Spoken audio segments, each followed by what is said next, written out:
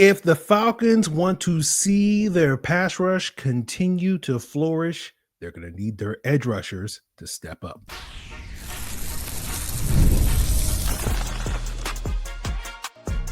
You are Locked On Falcons, your daily Atlanta Falcons podcast. Part of the Locked On Podcast Network, your team every day. Welcome back, everyone, to another illustrious episode of the Locked On Falcons podcast, your daily Atlanta Falcons podcast, part of the Locked On Podcast Network, your team every day. And today's episode is a crossover Thursday presented by PrizePicks. Download the PrizePicks app today and use code LOCKEDONNFL, and you'll get $50 in lineups after you play your first $5 lineup. So it is crossover Thursday across the Locked On Podcast Network, at least on the NFL side of things. But of course, it is not quite crossover Thursday here on Locked On Falcons. Today, we are breaking down part 2 of the All-22 review of the Falcons' Week 4 win over Washington, given that the Falcons are on a bye this week. We'll be focusing today's episode entirely on the defense and what stood out against Washington. We'll talk about how the Falcons dialed up their cover 3 usage. We'll talk about some of the causes behind the defense's struggles to stop the run whenever they're in nickel. And we'll go front to back, starting off with talking about the Falcons pass rush and why it looks ordinary at times. But, before we get into that All-22 review, you're probably sitting there wondering, some of you at least are saying, like, why should I care what you have to say about the Falcons All-22? I don't even know who you are. Well, I am Aaron Freeman. I've been covering the Atlanta Falcons for almost 2 decades, podcasting for almost 15 years, the humble host of this Locked On Falcons podcast, coming up on 9 years this November. Been reviewing Falcon games since 2009, the All-22 of those Falcon games since 2012. I'm also known as the iron that sharpens the iron. I'm also known as Peter Cetera of Falcons Twitter. And why do people call me those things? Because everybody that watches film of the Atlanta Falcons does so because of me. I'm the OG in this, right? I'm the meaning in their lives. I'm the inspiration. So I appreciate all of you that, are inspired today to check out today's episode, especially if you are inspired to check it out every day and become everydayers. And to become an everydayer, all you have to do is subscribe and follow for free on YouTube or wherever you listen to podcasts to get the latest episode as soon as it is available. So let's talk about some noteworthy changes for the Falcons, starting up front with the pass rush. Against Washington, the Falcons ran more 4-man simulated pressures. Simulated pressures meaning where you rush 4, but one of those guys, 4 guys, is often a linebacker, usually Caden Ellis, but sometimes it's a corner, maybe a safety or whatever. And instead of adding that and having a 5-man rush to the 4 traditional guys on the line of scrimmage, you drop one of those guys on the line of scrimmage. Often that was Leonard Floyd or Jalen Walker or James Pierce in this Washington game. And I think the Falcons dialed up those 4-man simulated pressures, something they haven't really done since week 1, as a way to try to keep Mariota's running contained in his scrambling ability. He did break out that 122-yard scramble on a play where the Falcons did run a 4-man simulated pressure. That was a 3rd and 14. The Falcons went with their all-athletic edge front, right? They had nothing but edges on the line of scrimmage to start that play. Leonard Floyd, Jalen Walker, James Pierce, D'Angelo Malone, and Caden Ellis on the line of scrimmage. They had Divine Diablo rushing from the second level. They dropped Walker and Ellis into coverage. Malone and Diablo rushed into the same lane. They kind of ran into each other. Malone got bodied by Tyler Biadasz with a nice snatch move. James Pierce did get pressure on that particular play coming off the edge, but he got a little too far upfield, and with the sort of traffic jam in the middle between Malone and Diablo and Pierce getting too far upfield, that left a wide open lane for Mariota to take, and he was off to the races for 22 yards. And I feel like, Jarvis Davis is going to have some thoughts on this.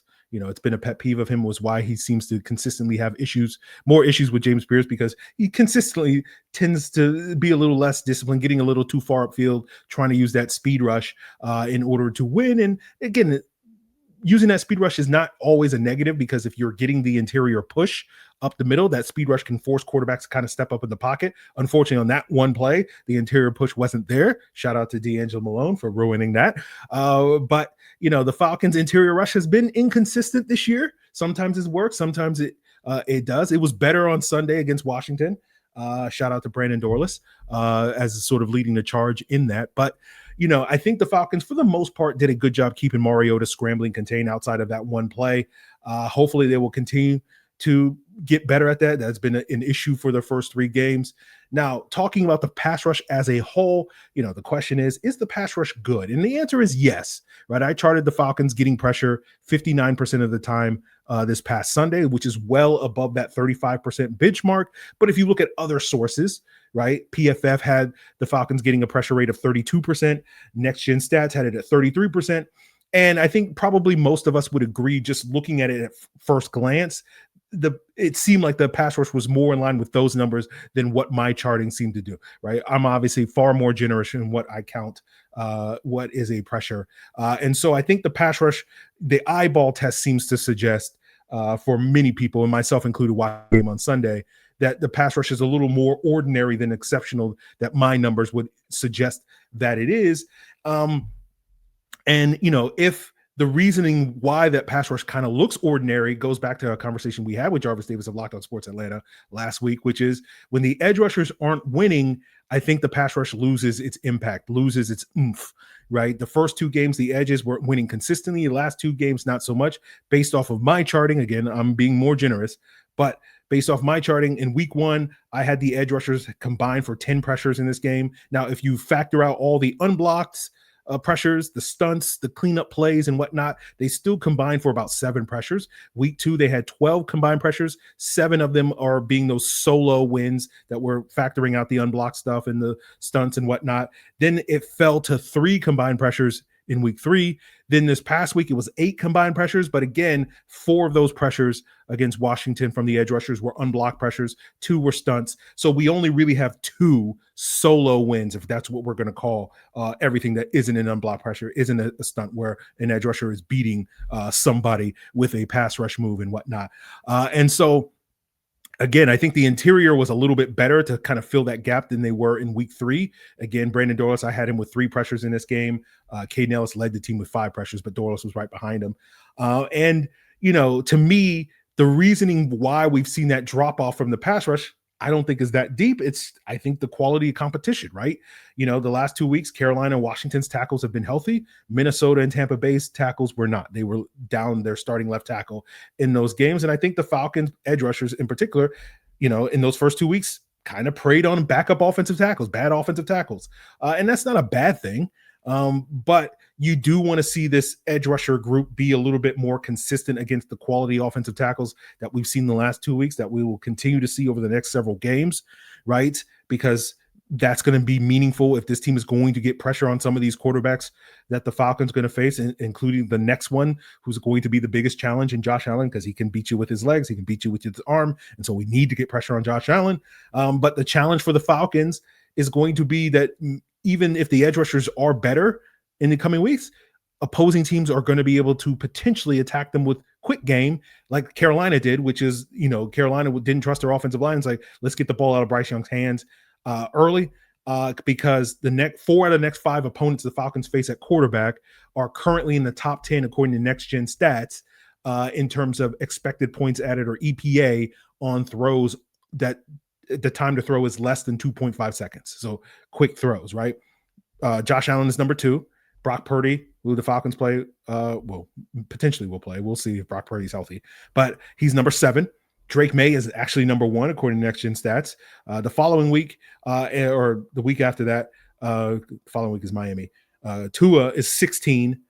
Daniel Jones is number 10, and Tua being 16 is actually low for Tua because the 2 previous seasons in 23 and 24, he was, I think, number 1 in 23 and number 2 in 24 in terms of that EPA on quick throws. So another person that is in the top 10 in EPA on quick throws is now Michael Penix. He's number 8 on that list actively, according to Next Gen Stats. And he was, I think, in the 20s prior to last week. But that goes back to what we broke down on yesterday's episode when we broke down the offense from this Washington game, where the Falcons were effectively implementing that quick game, and that allowed Penix to leap up the boards in terms of his EPA on quick throws. But getting back to the topic at hand with the edge rushers, if they cannot step up over the next month, I think we're going to continue to see a much more ordinary looking pass rush, despite my charting suggesting that they're getting, high levels of pressure, over the next couple of games. And so that's going to be a challenge for this team. I had a Locked On Falcons insider ask me, how did the rookies look against Laramie Tunsil? James Pierce did beat Laramie Tunsil, according to my charting, on a rep early in the third quarter. That was nullified by penalty, so it doesn't go officially in the stat sheet. Tunsil overset on that play, and Pierce was able to beat him inside. But other than that, Tunsil didn't really break a sweat against the rookies. Josh Connerly, who got destroyed by Micah Parsons and the Packers a couple of weeks ago, didn't really have any problems with either the rookies or the edge rushers. The only player other than Pierce on that one rep that I noticed beating Tunsil at any point in this game was Caden Ellis, and he beat him on that Luke McCaffrey touchdown with using his hands effectively. So we're going to get into that more for the Locked On Falcons Insiders on the extended All 22 review. I'll plug that at the end of the show where you can get access to see the film of some of these wins in terms of the pass rush, as well as some of the other topics that we will continue to discussing on today's episode. But let's continue today's episode talking about why the Falcons' run defense was struggling in this game, and a lot of that has to do with the limitations they have when it comes to their nickel defense. Now that the NFL season is here, FanDuel is making you ready with this can't-miss offer. Right now, new customers can bet just $5 and get $300 in bonus bets if you win. That's right. If you pick a bet, put down $5. If it hits, you unlock $300 in bonus bets to use all across the app. And across the app, you can bet spreads, player props, same-game parlays. If you want to bet the spread, the Rams are -7, 7-point favorites against the 49ers on Thursday night. Shanahan typically owns McVay, but the Rams have won 3 straight. I knew, looking at player props, I was scouring FanDuel for over/under receiving yards for Christian McCaffrey, and FanDuel's being sneaky. They're hiding it because they know with all the 49ers injuries at wide receiver and Mac Jones played, Christian McCaffrey's probably going to get a ton of targets. But I did find a player prop that I do like. I couldn't find the receiving one. They have Christian McCaffrey and Kyron Williams each getting 5+ rushing yards in each quarter. That's plus 420. So if you put your first $5 bet on that, you're going to win $21. So what are you waiting for? Visit FanDuel.com to download the FanDuel app today and get started. And today's episode is also brought to you by Mazda, who craft cars for those who are made to do more than simply move. From footwork to breathwork, we know athletes sweat all the details, and Mazda brings the same intention to how we craft every model. You can feel the Japanese craftsmanship in every detail, from the metallic accents to the available Napa leather upholstery. You can make everyday drives feel like anything but.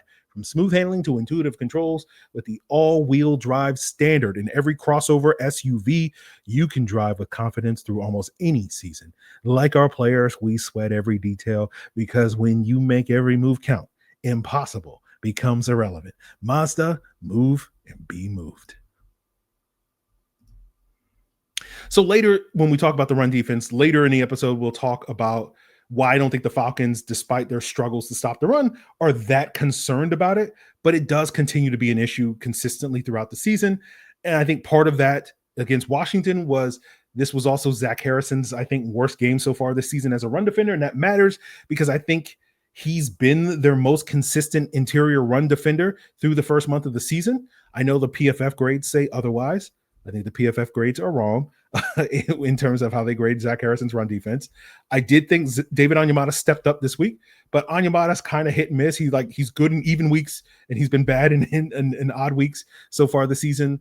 Dorless and Rook have also been pretty hit and miss when it comes to run defense. I think Laquale London has been mostly good, but because he's much lower on the pecking order in terms of getting snaps, it's not as having as significant a positive impact as it would be if he was getting, I think he's got like 70 snaps and everybody else is in like the 110s, 120s and whatnot.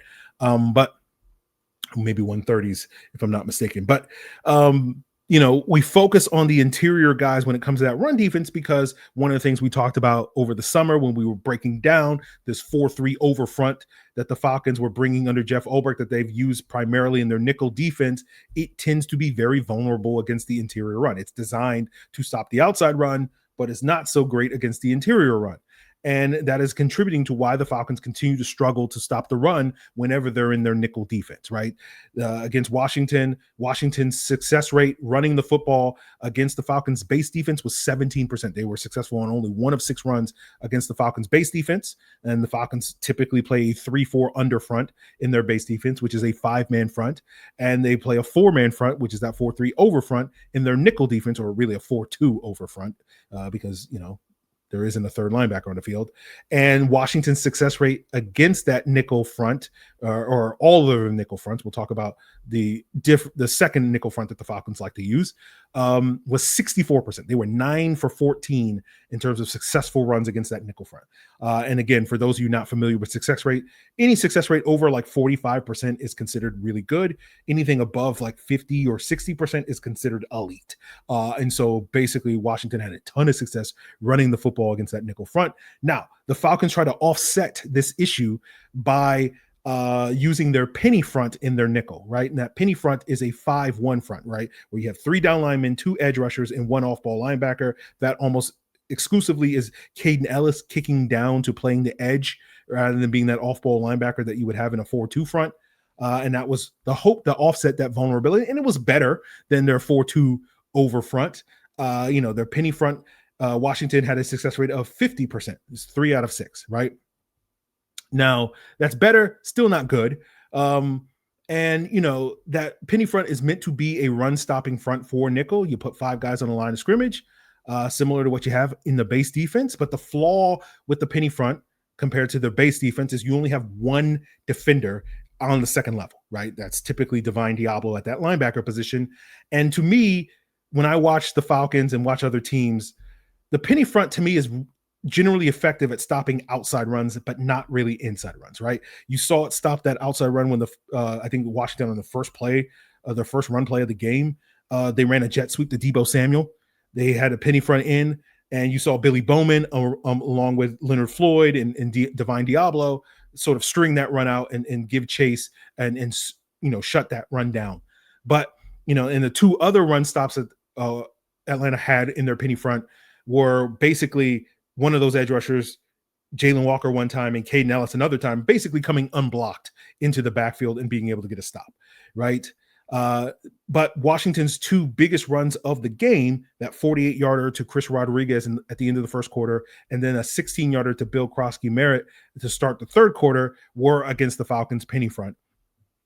And the problem is, again, it's good against the outside run. It's vulnerable against the inside run because you have 1 linebacker at that second level. And basically, if you can get a body on that linebacker, if you're the opposing team, there's really not anybody in the middle of your defense to make a play, and it's really up to the safeties. And so therefore, if the safety messes up, like on that Rodriguez one where Xavier Watts missed the tackle, got trucked on that play, Chris Rodriguez was off to the races until Billy Bowman was able to chase him down 48 yards down the field. And then on the 16-yard run, Tyler Biadasz was able to climb to the second level, move Divine Diablo out of the hole.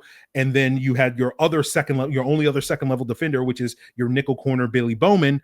And he basically had cement shoes and was slow to react to the run. And so there was just a lot of space in the middle of the Falcons defense there. And so, with Divine Diablo, who's played well this year, but the thing that I've noticed, particularly in the last 2 games, when it comes to the Falcons run defense, is that teams tend to be a little bit more effective getting bodies on him on that second level. And Diablo's at his best, like most linebackers. Again, this is not unique to him, but there does tend to be a bigger difference when he is able to flow freely to the football as opposed to having to deal with blockers, right? He's good to me attacking blocks downhill, but when he has to sort of slide laterally off of blocks, it's a little bit more up and down.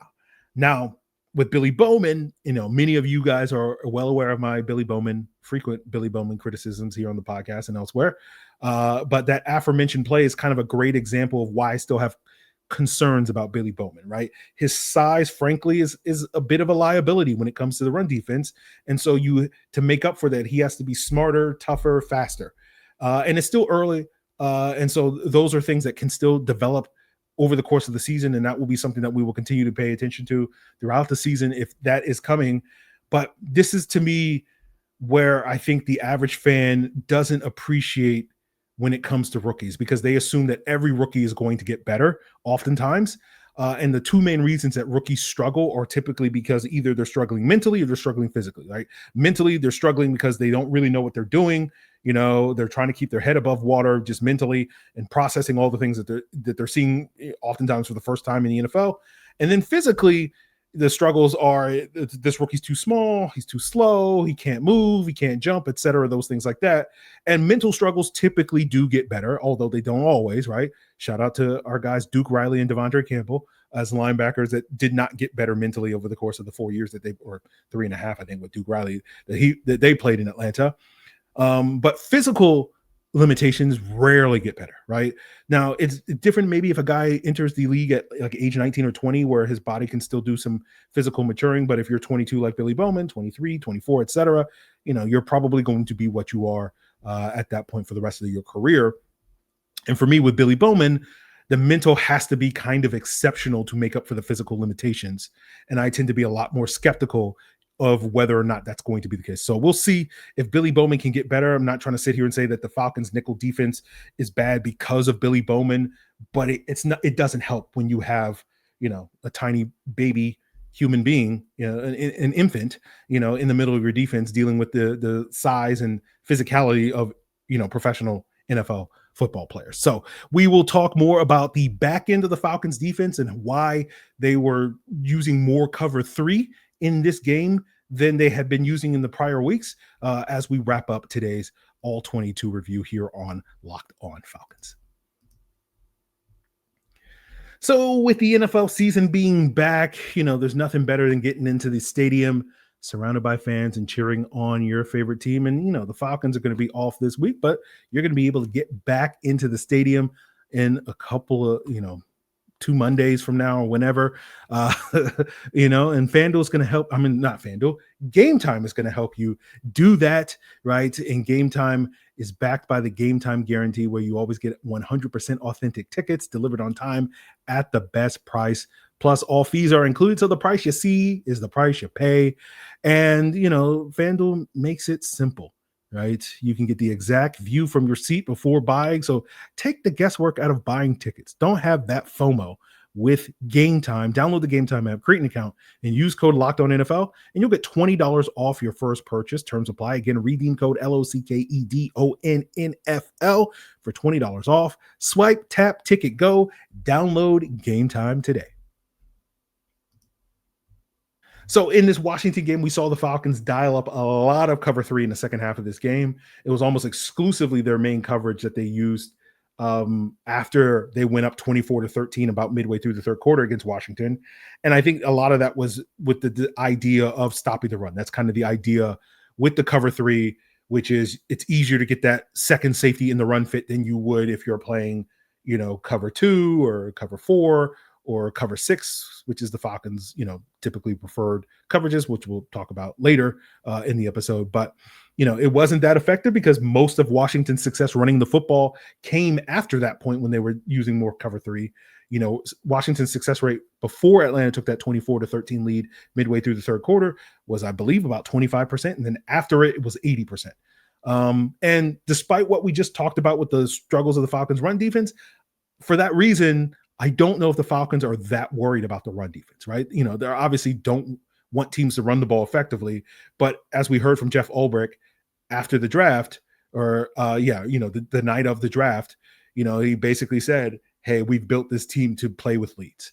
And with Washington running it so much in the final 24 minutes of the game, like the clock isn't really your friend at that point in time.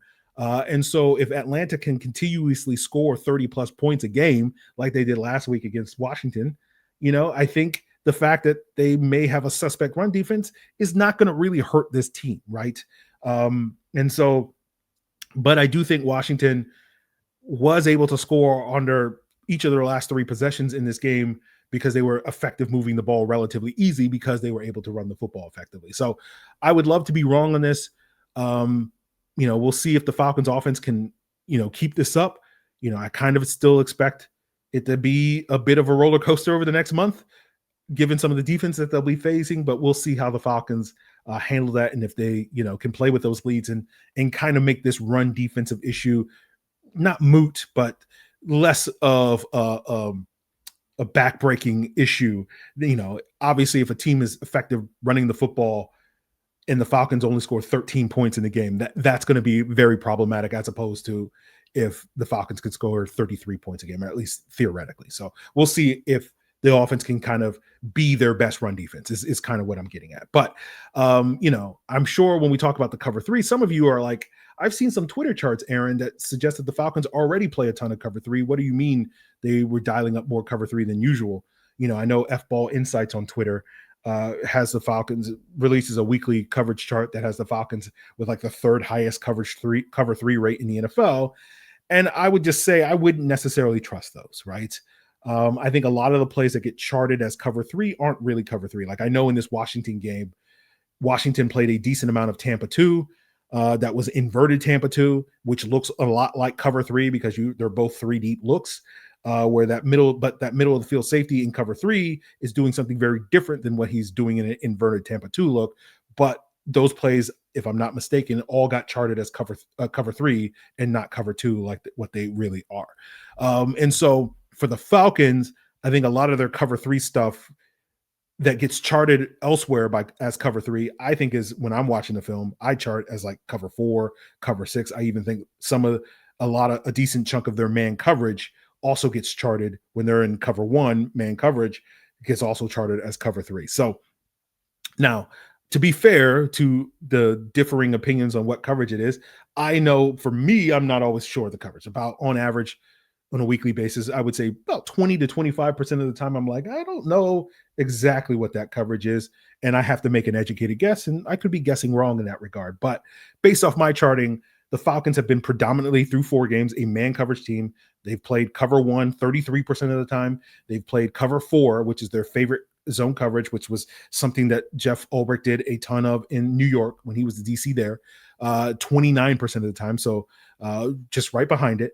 Then cover 3 is 20%, and then cover 6 is 19%. Now, prior to this Sunday, cover 6 was 18%, and cover 3 was 16%. So that increase cover 3. And so I think in general, the Falcons, based off of my observations, they like to play cover 6, quarter, half, whatever you want to call it, when teams are in their 3-by-1 sets.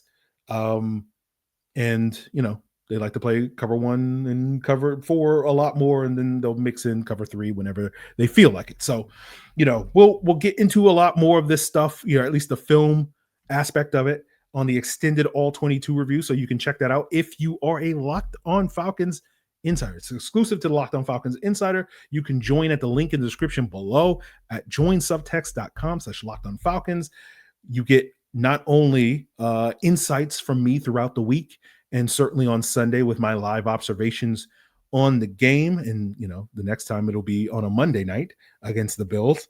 But you also get access to these extended all 22 reviews where we get the film. You get to, if you're a visual learner versus an audio learner, you get to actually see the plays that we're talking about on these all 22 reviews. And then, we'll do something next week. I don't know exactly what we're going to do. I've had some suggestions on some of the things that people want me to look at. And so I'll, when I finalize what we're going to do for that, I will plug that here later on the podcast, either later this week or early next week. So make sure you check it out if you're interested. And the beauty of being a Locked On Falcons Insider and joining now is you get a 14-day free trial. So you can get this all 22 access against Washington for free, this extended all 22 access, as well as whatever we do next week during the bye week. Since the Falcons aren't playing on Sunday, you'll get that all for free. And then probably also the Buffalo Bills breakdown potentially as well for free, as part of that 14-day free trial. So go check it out in the link in the description below. And since FanDuel is, being cagey with the Christian McCaffrey prop bets, since it's crossover Thursday presented by Prize Picks, go ahead, check out Prize Picks, right? Where Christian McCaffrey's, you can bet more on Christian McCaffrey's 45.5 receiving yards for this Thursday night matchup against the Rams. Again, that's, we're just giving away these things for free, man. That's the beauty of Prize Picks, baby. You can, like, everybody that listens to the show can go and bet that, and it's you versus the stat projections, not you versus anybody else. So that's the beauty. Go check that out on Prize Picks. That's going to wrap it up for us here on this very special crossover Thursday. For myself, tomorrow we should be back with Jarvis Davis to hear if he has complaints about James Pierce losing Kincaid or whatever Jarvis wants to get into as we get into this bye week, as well as the Falcon Squad show on Locked On Sports Atlanta. And go check it out on YouTube or wherever you listen to podcasts. And then for your second listen, you can check out Locked On NFL, 2 shows daily to get you geared up for this Thursday night action, to get you geared up for this weekend's Week 5 action. Again, guys, you have a stress-free Sunday because no Falcons this weekend. And so enjoy yourselves and check out Tyler Rowland, check out Tony Wiggins, 2 shows daily on Locked On NFL to get you geared up for your stress-free Sunday. It is all part of the Locked On Podcast Network, your team every day.